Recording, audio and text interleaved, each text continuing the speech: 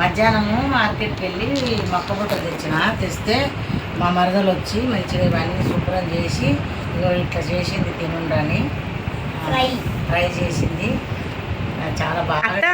అత్త నువ్వే చేసినావా అత్త? అయితే మమ్మీ చెప్తుంది ఏమేమి వేసినావు అత్త అందులో? టమాటా, ఉల్లిగడ్డ, ఓకే, నిమ్మకాయ, ఓకే ఓకే.